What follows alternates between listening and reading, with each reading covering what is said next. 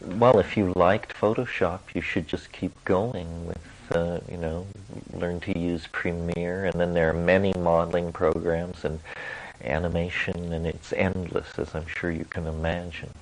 Uh, but, just mastery of tools. I mean, we all have this idea that we shouldn't learn anything after the age of 30 or something like that. I don't think you can live like that anymore.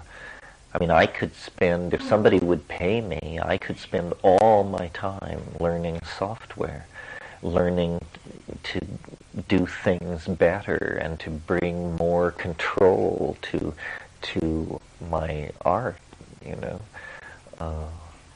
And the software is endlessly evolving too. I mean, everything seems to be evolving together.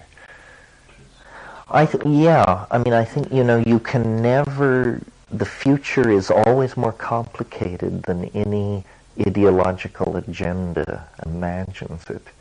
So, right at this moment, even as we're reaching toward virtual reality and immortality and whatnot, there are people scarifying themselves in the rainforest tonight and beating the log drums, and nothing has changed.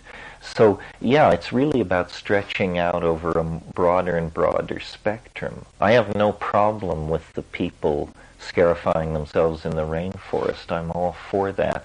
What I don't like is the bulge in the middle of the snake, where millions and millions of people are narcoticizing themselves on mall culture and television. I mean, I'm not going to launch a moral crusade to take away people's daytime TV watching, but I certainly think,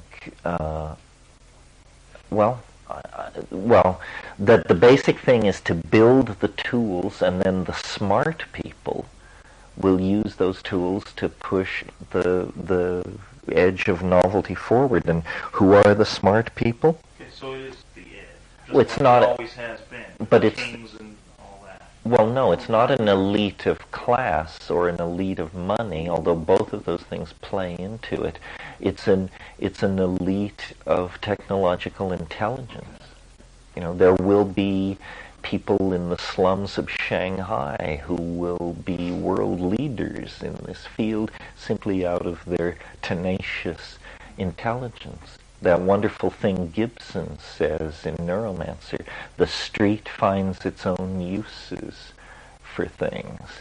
So in a way, it's the confounding of of the other forms of hierarchy. In other words, class-based institutions, money-based institutions, race-based institutions are all having a very difficult time keeping up with what's going on. It seems it's more like a kind of anarchistic or chaotic situation where very creative individuals can move very fast. Cyberspace is a land of opportunity. We see example after example of this.